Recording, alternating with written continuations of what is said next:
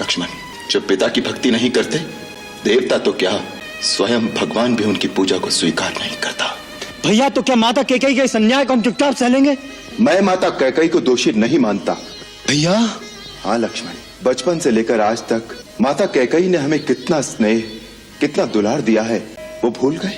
वो तो निश्चल प्रेम की एक ऐसी पवित्र नदी है जिसमें सदा स्नेह की लहरें उठती रहती थी। ऐसे निश्चल पवित्र प्रेम की नदी एक दिन में कैसे सूख गई, ये मेरी समझ में नहीं आ रहा। संसार में बहुत सी अनहोनी बातें ऐसी होती हैं जो मनुष्य की समझ में नहीं आती। अकस्मात एक दिन कोई भूकंप आता है जो मनुष्य के जीवन को उथल पुथल कर देता है।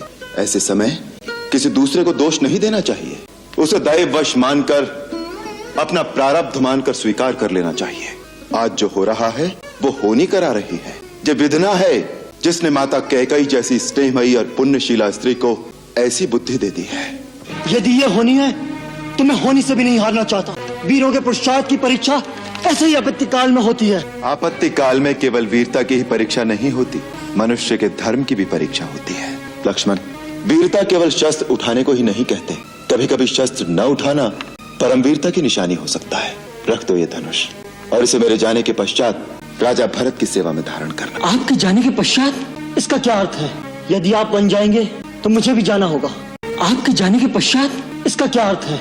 यदि आप बन जाएंगे तो मुझे भी जाना होगा। नहीं लक्ष्मण, नहीं। वनवास मुझे हुआ है, तुम्हें नहीं। मुझे? अर्थात भैया, लक्ष्मण को आप कब से अपने से अलग समझने लगे? आप ही ने कहा था जहाँ राम है वहाँ लक्ष्मण। आप ही ने कहा था लक्ष्मण मेरी दूसरी अंतरात्मा है, जो भोग राम भोगेगा वो लक्ष्मण भी भोगेगा। लक्ष्मण, भरत शत्रुघ्न भी यहाँ नहीं है।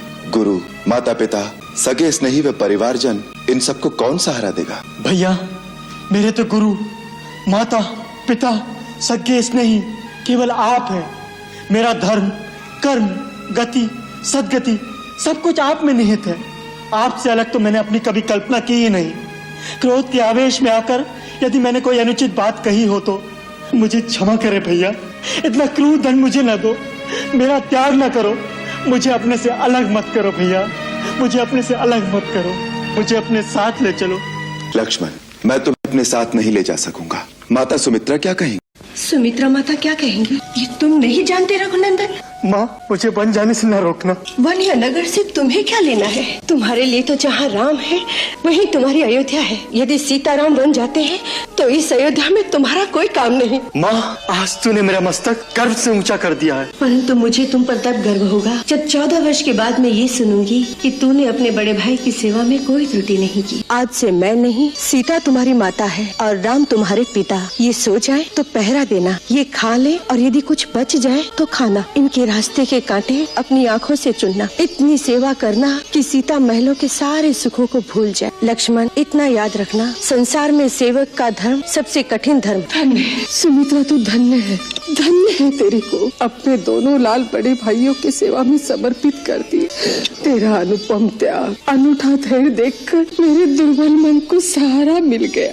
नहीं दीदी, महान तो आप है, आप ही से तो हमने सीखा है। राम बेटे, मैं लक्ष्मण को तुझे सौंप रही हूँ। सुमित्रा और उर्मिला की धरोहर है, जैसे लेकर जा रहे हो वैसे ही मुझे लौटाना। माँ, आप चिंता न कीजिए, लक्ष्मण को मैं अपने प्राणों से भी अधिक सहेज कर रखूंगा। नहीं उर्मी, नहीं। भैया को इस बात का आभास भी नहीं होना चाहिए कि तुम हमारे साथ जाना चाहती हो, तो फिर वो मुझे भी नहीं ले जाएंगे। देखो, मुझे वहाँ सेवक का धर्म निभाना, मैं तुम्हारी देखभाल नहीं कर सकूंगा। आप मेरी सेवा करें, उसकी आवश्यकता नहीं। मैं तो इसलिए जाना चाहती हूँ कि मैं आपकी सेवा कर सकूँ। जब थक कर कुटिया में आएंगे तो चरण सेवा करूँगी। लक्ष्मण जब थक कर कुटिया में आएगा तब ना। सुना नहीं माँ का आदेश, दिन भर सेवा करना। रात में जब प्रभु सो जाए पहरा देना। तो फिर कुटिया में आने का समय ही कहाँ होगा। इस समय हम दोनों का कर्तव्य सबसे कठिन है। मुझे प्रभु की सेवा करनी है और तुम्हें माता कौशल्या। हाँ उर्मिला, जिनका पुत्र और बहू दोनों वन को चले जाएंगे, उनकी मन की दशा क्या होगी? उर्मी, केवल तुम ही उन्हें अपनी सेवा और स्नेह से जीवित रख सकती हो, नहीं तो वो 14 वर्ष नहीं जिएंगे। मैं माता कौशल्या को जीवित रखने का उत्तरदायित्व तुम्हें सौंपता हूँ। एक और प्रार्थना, जब हम वन को जाएं तो तुम्हारी आंखों में आंसू ना हो। हाँ, मैं जाते हुए उस छवि को अपने हृदय में अंकित करके ले जाना चाहता हूँ, जो 14 वर्ष तक मुझे प्रेरणा देती रहे। मैं देखना चाहता हूँ एक वीर, कर्तव्य परायण उर्मिला का मुस्कुराता हुआ चेहरा। बड़ा कठिन काम बता रहे हैं आप। मैं जानता हूँ उर्मिला ने कितना बड़ा बलिदान दिया, इस बात को कोई नहीं जानेगा, परंतु तुम्हारा लक्ष्मण जानेगा, जो आंसू संसार नहीं देख पाएगा। लक्ष्मण उन आंसुओं का सदैव ऋणी रहेगा उर्मी।